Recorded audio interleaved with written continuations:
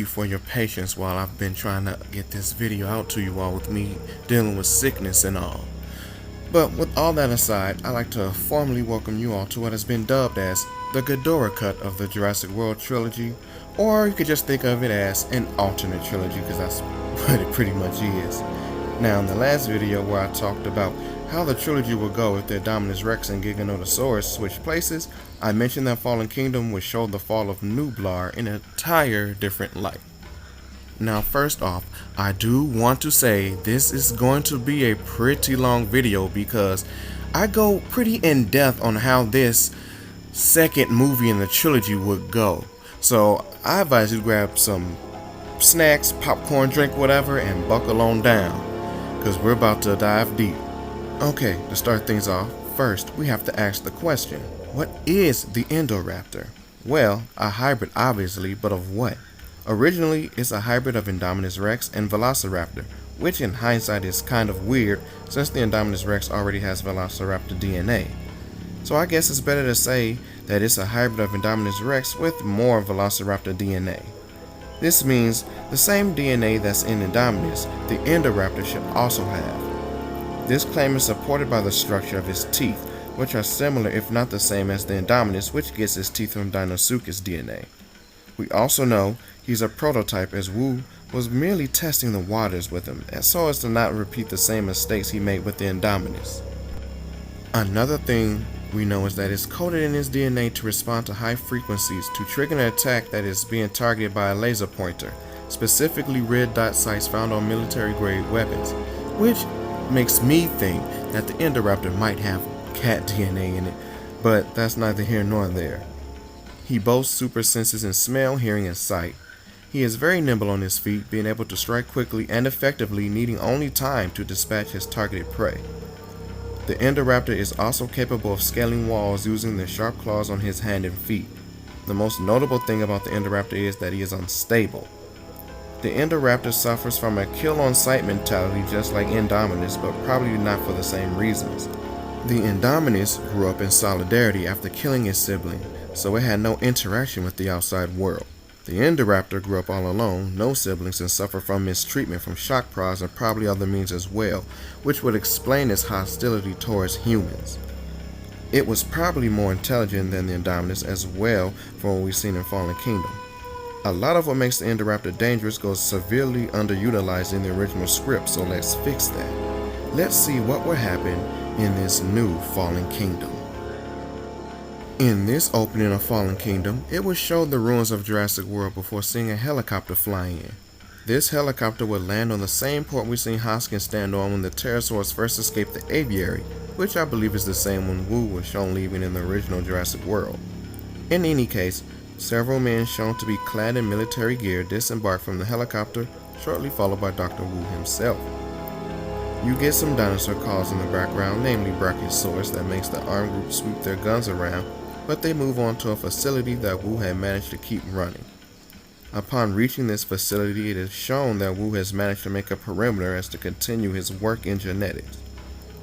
There are more armed personnel and other scientists there as well. It's here we hear Wu mention that he is behind schedule and wants to know if his personnel have retrieved the DNA sample yet, because the sample of DNA he has is not enough for the project he needs to complete. Wu would be told that they are in the process of retrieving said sample, and we will be shown a screen that overlooks the lagoon. At the lagoon, Wu's subordinates have strung up a Gallimimus corpse and using the lagoon feeder has it dangling over the lagoon. On one of their monitors, it shows the Mosasaurus' location in the lagoon and that it is swimming towards the Gallimimus corpse. A mini-sub like the one seen in the original Fallen Kingdom is sent in through the lagoon doors. They are given 5 minutes to get in and out. However, the Mosasaurus gets to the Gallimimus corpse quicker than expected, and when it lunges to grab it, it pulls the crane in that was holding the corpse into the lagoon as well due to the rust that had crippled it. Just before the crane incident, the mini-sub was able to find the skeletal remains of the Giganotosaurus and send the samples to the surface. Now, when the crane falls into the lagoon, it hits the bottom and kicks up a cloud of debris that travels towards the mini-sub. The monitor shows that the Mosasaurus is swimming towards the sub and urges for the men in it to evacuate immediately. The mini-sub begins to backpedal as the Mosasaurus closes in, only for it to veer to the right sharply. its tail fluke hitting the mini-sub in the process and sending the sub off course. Wu sees that the Mosasaurus is swimming towards the gates, towards the open ocean, and urges for the gates to be closed because if it gets out, it will alert the government to the happenings on the island. As the gates are now starting to close, the mini-sub finally gets back on course. The best way to describe this sequence is a losing race as they try to reach the gates. The gates close just as the cloud of debris engulfs the sub, locking them in the lagoon. Behind the mini-sub, the silhouette of the Mosasaurus moving within the debris cloud sneaks up on the sub and promptly swallows it. Wu shakes his head but orders for that sample to be brought to him immediately so he can get to work. We then cut to Claire, who has founded a group known as the DPG. However, unlike in the original, whereas the DPG has been around for a few years, this time it's a relatively new group with a handful of people. For this sake of the story, we'll say it consists of Franklin, Zia, but Lowry as well, with some small miscellaneous people around. The reason I say Lowry is because Claire has been able to keep an eye on the dinosaurs, and that's because she's always kept a backup folder with files containing the codes to the park during her time as park operations manager. She was able to do so with Lowry's help, which allowed her to access a secure network the park used to run on. This means she can access certain camera feeds as well as see the animals' locations on the island thanks to the geothermal plants located on the island. The same plants that were the first installed during the construction of Jurassic Park, giving the park a near endless supply of energy thanks to the volcano on the island, Mount Sibo. It's here that we see Claire has been keeping a note on the species of animals that have been flourishing and gone extinct. This log is to fuel her campaign of moving some of the species to Isla Sorna due to Isla Nublar not being big enough to maintain a proper ecosystem. The first person she reaches out to help her in this campaign is Ian Malcolm, who respects her commitment to the animals but feels that she is only doing so to make herself look good due to the fallout from Jurassic World years before, and this is her way to atone for that. He further states that the current state of the island is chaos theory at play, nature's attempt to fix what she and her corporate shareholders had damaged. So nature will either sort out the problem with survival of the fittest, or the ecosystem will completely collapse, causing the second extinction of the dinosaurs. Ian wasn't going to sacrifice more lives to the islands or the dinosaurs that inhabited them. Now, what gets Claire to Isla Nublar is first she starts to see a few questionable things on the island. Through one of the few working camera feeds, she saw the Mosasaurus pull its feeding crane into the lagoon. She has Lowry look further into it, and he finds evidence of someone being there, as he decides to check the island for any running facilities, and he comes across Wu's running facility. However, he is detected and booted from the network by one of Wu's subordinates.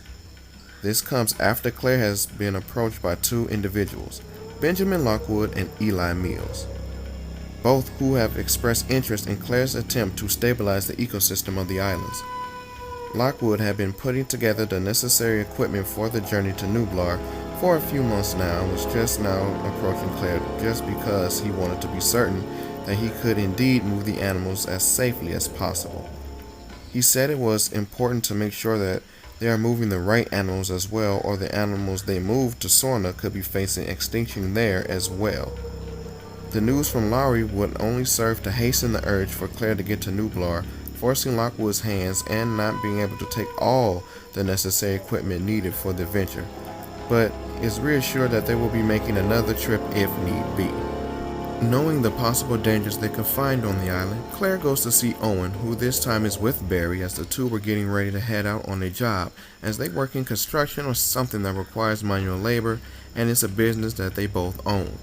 Owen and Claire's conversation goes the same, with her baiting Owen with the fact that Blue is alive, and that she's been tracking her for the past few years since the incident. Owen rebuffs her with a sentiment similar to Malcolm's, but after the conversation, he finds himself looking at a few videos of him raising Blue and has a change of heart. So the next morning sees Claire with Zia, Franklin, and Lowry meeting up at the airfield to find Owen and Barry there waiting, with Barry's reasoning being that they're going to need someone to watch their backs on the island. They are greeted by Eli, who has come to see them off and wish them well on their venture. He tells them that the most of the retrieval team left ahead of them and should have their perimeter set up by the time they get there. When they arrive on the island, Barry notices that there's a haze around the island, specifically near the volcano Mount Sibo. Owen quickly interjects by saying the volcano is dormant and is supposed to be for quite some time, and that is just the fog lifting from the island. As their plane heads for a landing strip, it is spotted by one of Wu's subordinates. As they exit the plane, they are greeted by Discount Roland. Wheatley. He lets them know that they have managed to capture a few of the animals as they were setting up the perimeter. When Claire asks if she can see what animals they have in their possession, Wheatley immediately shuts down that idea by stating that the animals have already been loaded onto the boat, and said boat has moved to the north docks where they will rendezvous with it at a later point. This statement and hastiness of what Wheatley said makes Owen, Claire, and Barry feel a bit untrusting towards him, and before Claire can say more, Owen suggests they head towards the Innovation Center to get things up and running and start locating the other animals. It is here where they feel the ground shake. Alarmed, everyone braces as they expect the T-Rex to come walking through. The ground stops shaking, and Wheatley comments that they got a few of those the day before, but chalks it up to one of the larger animals moving about the island. While on their way to the Innovation Center, Claire mentions to Owen what Lowry had found before coming here, and she believes that Wheatley and his crew had been here longer than just a day. Owen sympathizes with her claims based on Wheatley's earlier comment, so it's suggested that they play the part. When they reach the Innovation Center, they feel the ground shake again, but this time it's revealed to be a Brachiosaurus, much like in the original Fallen Kingdom. Once that moment had passed, they enter the Innovation Center. The power comes on temporarily before going back out again. They try the main breaker underneath in the basement, but that doesn't work either. Claire then suggests going to the geothermal station located near the foot of Mount Sibo. There they can reset and redirect the power to the Innovation Center and start locating the dinosaurs. With Franklin, Claire, and Zia staying behind with Lowry to help him get everything set up for when the power comes back on. As the others head out, Owen notices tire tracks coming from the lagoon and heading in the direction they were going. He, Barry, and Wheatley head for the power station, and along the way come across a herd of Parasaurolophus. Wheatley stops to mark their location in hopes of getting back soon enough to wrangle them up. Upon reaching the power station, Barry notes that the fog around the volcano has gotten thicker, which he takes as an ominous sign. They enter the power station to find it running, which is not something they expected. More so, they find that someone has messed with the output of the operational status of how the station works. There is power running towards the park, but not to the park. They feel another tremor, stronger than before, and Barry checks the systems that monitor the activity beneath the island to find that it's been destabilized, and given how bad it looks, that it's been like this for quite some time. Barry begins working to reroute the power output and says it'll be a slow process as to not trigger something that can cause an earthquake or a volcanic reaction or both. But they should have power to the Innovation Center, to which is confirmed by Claire, as she says systems are slowly starting to run and they should be able to pinpoint the animals' locations within the hour. Wheatley takes them to where his crew has set up camp near the north docks to see that they have already begun loading the animals. The captured animals that are seen are 3 baryonyx, a cage of compies, a group of trikes, with Wheatley saying there are a few more on the ship. Claire chimes in when the animals' tags begin to pop up on the monitors back at the Innovation Center. They head out to capture the herd closest to them, which is the Parasaurolophus from earlier, but see that there are some packies there as well. In the midst of capturing the dinosaurs, Claire warns them that 2 carnivores are heading their way, designated as CRN. CRN turns out to be a pair of Carnotaurus, which Owen and the others manage to escape, but to lose a Parasaurolophus to the carnivores. Night falls after a day of dino wrangling, and is here where the trouble starts.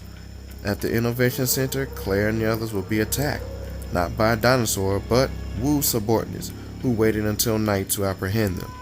There's a small struggle which unknowingly opens the lagoon gates, allowing the Mosasaurus to swim free. They are taken away from the Innovation Center and is transported to Wu's facility, which is shown to be the old visitor center. They are shocked to see him here, and he shares a similar expression. She asks him what he's doing here, and he said that he never left. We know he did, but he returned relatively soon to get back to his work. He tells them that he is a man of science, that this island is his lab, and that the dinosaurs are merely his project. He lets her know that while he was employed under Masrani, he had other clients, and one client in particular asked for something quite special. Innovative is what he would call it. This is where one of his subordinates step in and lets Wu know that it's ready. He gets up, and Claire, Zia, Franklin, and Lowry are made to follow him.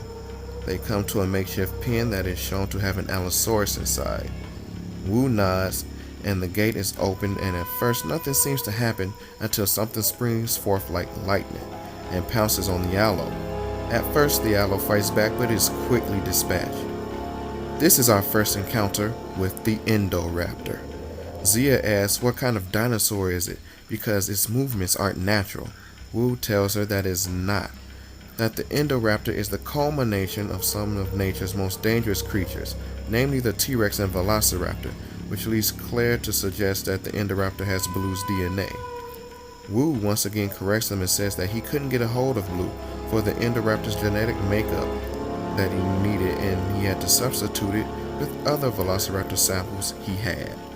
Then we get to see the red dot sight / frequency trigger in effect as it is used to lure the Indoraptor back into its cage. Wu goes on to explain that the Indoraptor has adept senses, high intelligence, is resistant to tranq darts, needing at least 3 to put it down, and that its purpose is to be a weapon, but mentions that this one is just a prototype, that the next iteration will be flawless. Looking around and seeing one of the monitors, Claire sees that Wu intends to blend the Indoraptor with the Giga's DNA. Saying nothing, Wu explains that the Indoraptor was made to be the ultimate hunter. Extraordinary sense of smell, eyesight on par with that of the T-Rex, intelligence like nothing they've seen before, impervious to all but the deadliest ammunition. A creature that pursues its target until the end. Their attention is taken back to the pen where the Indoraptor is being pushed back into the gate and emerged from via electric prod. The Indoraptor swipes and roars but is eventually pushed back and the gate is secured. Wu tells Claire that he's been aware of what they are doing with the dinosaurs, and as noble as that is, he has to have them moved to be locked up, saying they can't intervene before he's finished with his work. Once they are locked up, Claire tells the others what she saw and begins to devise a way out. Now, what gets Owen to start heading back towards Claire's when he tries to radio them. After feeling another tremor, he wants someone to check on the status of the volcano from the Innovation Center, as Barry had linked some of the functions that he could at the time to the Innovation Center. When he doesn't get any response, he gets worried naturally. He wakes Barry, who tries to tell them that maybe they are just sleeping, but Owen has this feeling in his gut that something is wrong, so he goes to check on them. They make it to the Innovation Center to find the doors open, and Owen scans the area to see fresh tire marks, and Owen investigates to see that the building is empty. Following the tire tracks leads them to the old visitor center. They scope out the place and quickly find a way in. Meanwhile, we will be shown that Claire and the others had escaped their makeshift prison by climbing through the old vent, similar to how Grant and the others did way back when. They meet up with Barry and Owen, similar to a scene from the 1998 Godzilla, by falling out of the vents. Claire tells Owen about the Indoraptor and how they need to stop Wu. He agrees but says that neither he nor Barry brought anything that could kill it. Zia mentions that they can't leave the other animals that Wu has been sacrificing to the Indoraptor. Lowry says if someone can get him to their control room, he can handle it from there. So Lowry and Barry head for the control room, while Owen and the rest makes their way to set up a trap for the Indoraptor. Barry and Lowry make it to the control room, where he gets to see him take out a guard, and Lowry locks himself in the control room and begins to work on releasing the dinosaurs. Owen's plan for killing the Indoraptor was similar to the initial plan in Fallen Kingdom, where they wanted it to fall to its death. The plan would be to lure it up onto the unstable roof of the visitor center so it will fall into the old collapsed skeletons from 1993, specifically the rib bones from the old Rex fossil. They just had to release it. However, during the process of acquiring the laser pointer rifle, they are discovered and chaos ensues. This results in Lowry having to speed up the process and releasing the animals in a less chaotic order, like herbivores than carnivores. Instead, cages start opening and herbivores and carnivores alike begin to run loose. Using the chaos, Owen makes it to where the Indoraptor is kept, stationing himself on a platform above the doors. And Claire, Zia, and Franklin make it to the control room just as Wu and some of his guards do, and upon realizing what Laurie is about to do, tries to dissuade him from opening the doors to the Indoraptor's cage. Laurie opens the cage and the Indoraptor comes out just as Owen gains his attention with the laser pointer. However, before he can begin to lure it higher onto the roof, he is tackled by another guard, causing him to drop the gun. However, this doesn't stop the Indoraptor from attempting to climb to where Owen and the guard are fighting. Seeing this, Claire runs to help Owen. On Owen's end, he gets the better of the guard only for the Indoraptor to grab and kill the man. The Indoraptor turns his attention to Owen when he attempts to put distance between himself and the dinosaur. Luckily, before it could pounce, the laser pointer once again gains the hybrid's attention, where it is shown Claire is now holding the gun. However, the weapon took some damage after it fell to the ground, so the laser pointer dies out. However, the Indoraptor is still focused on Claire and makes a beeline straight for her. It follows her inside the compound where she is quickly cornered. Once again, intervention stops the Indoraptor from making a kill as a tranq dart hits the Indoraptor. It turns to see another guard, and the guard hits it with a second dart. Now, the Indoraptor is aware that it takes 3 shots to knock it out, so it quickly darts down an adjacent hall and outside into the wilds of Nublar. Afterwards, Wu chastises them for what they have just unleashed. The Indoraptor isn't chipped either, and Claire understands that this now means that the Indoraptor is now free to kill off the local population on the island. A new plan is devised to capture the Indoraptor since it has been darted twice. Wu says they only have a limited amount of time before the dart's effect wears off and would rather dart it once than another 3 times. Owen informs Wheatley of what is going on, and he organizes a group of his men to go in pursuit, since the camera feed shows it is bolting towards the northeast. With it feeling dehydrated, we are shown the Indoraptor drinking from a pool of water before being approached by a Carnotaurus. They have a standoff which results in a fight. The Indoraptor wins, and it darts off into the jungle after hearing the calls of Parasaurolophus. Following the tracks, they come across the dead Carnotaur as well as a few others like a Sinoceratops. The tables quickly turn when it turns out the Indoraptor wasn't too far away and had pounced on the Jeep. Failing to get the kill on Owen, he crashes the Jeep into a tree, causing the Indoraptor to hide in the jungle. Everyone leaves the Jeep but stays huddled together. Using its adept night vision, the Indoraptor can make out the tranq rifles in the group's possession. Staying clear of the flashing lights, it follows the group, waiting for its chance to strike. It's when the group meets up with Wheatley and his men does it strike.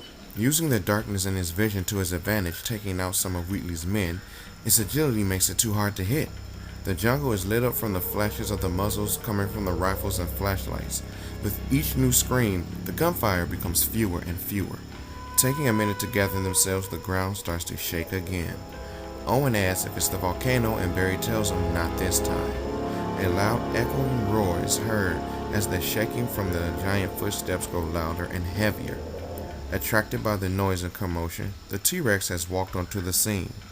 The Indoraptor studies Rexy from the brush, but Rexy knows where he's hiding and roars a challenge to the intruder. The Indoraptor bursts forth, roaring back at the T-Rex, but Rexy isn't intimidated.